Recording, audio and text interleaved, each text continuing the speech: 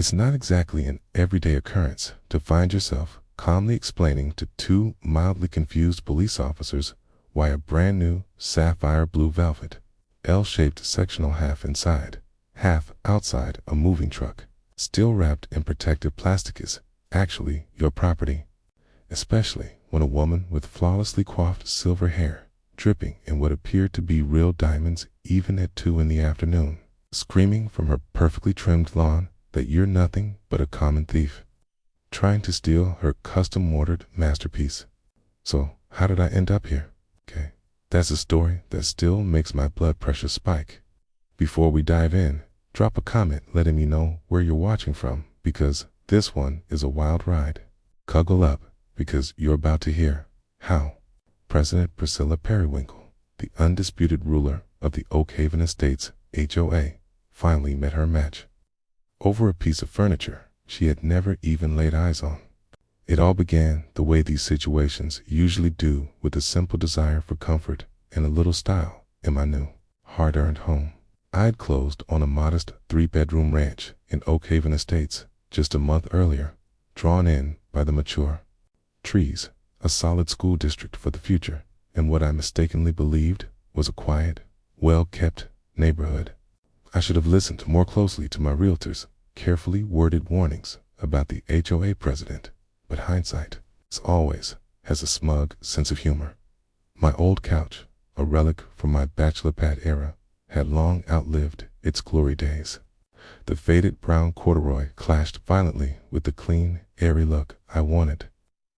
After weeks of research, showroom visits, and careful budgeting, project manager by trade, meticulous planning is practically my personality, finally splurged on the sapphire blue velvet sectional.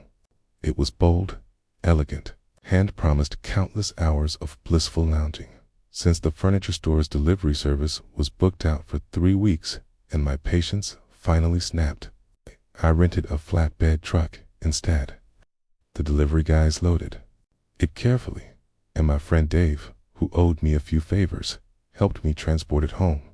We were making solid progress, easing the larger chaise section toward my open garage, when the first sign of impending disaster rolled silently to a stop across the street. A pristine white Cadillac Escalade, gleaming, judging, almost sentient in its disapproval. Out stepped President Priscilla Periwinkle Prissy P, as I would later come to think of her.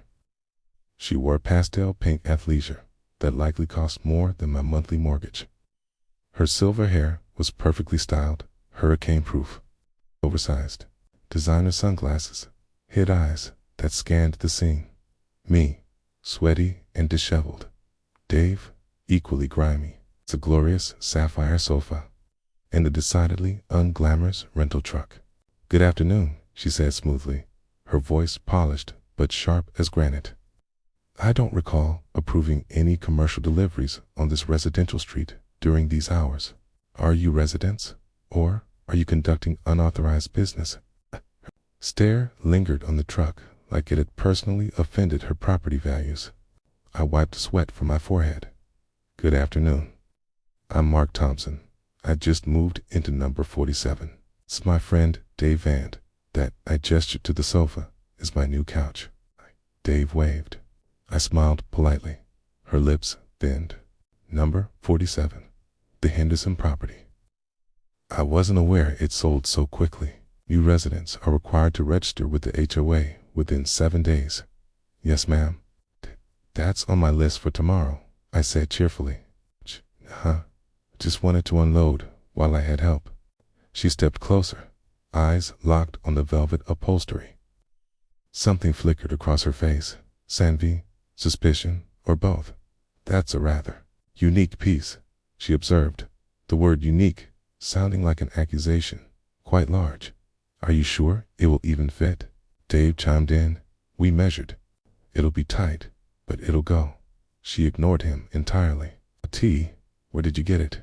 "From Miller's Fine Furniture downtown," I replied, tapping the plastic wrap. "Brand new. We even have the receipt if you need it for HOA records." Her eyes narrowed. "That's interesting, because that exact sapphire blue L-shaped sectional looks identical to a custom piece I ordered months ago.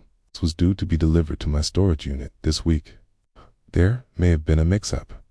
Dave and I froze.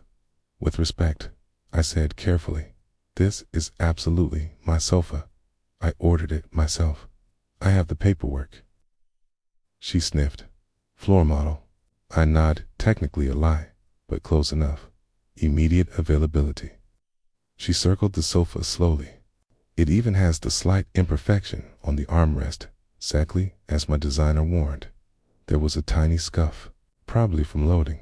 Dave mouthed, "Is she serious?" "It's President Periwinkle," I said evenly. "Perhaps yours is still en route." Her chin lifted. "Don't patronize me. You are in possession of what appears to be my property." Then she dropped the bomb. "I have no choice but to call the police." My jaw dropped. "You're calling the cops? Over a couch?"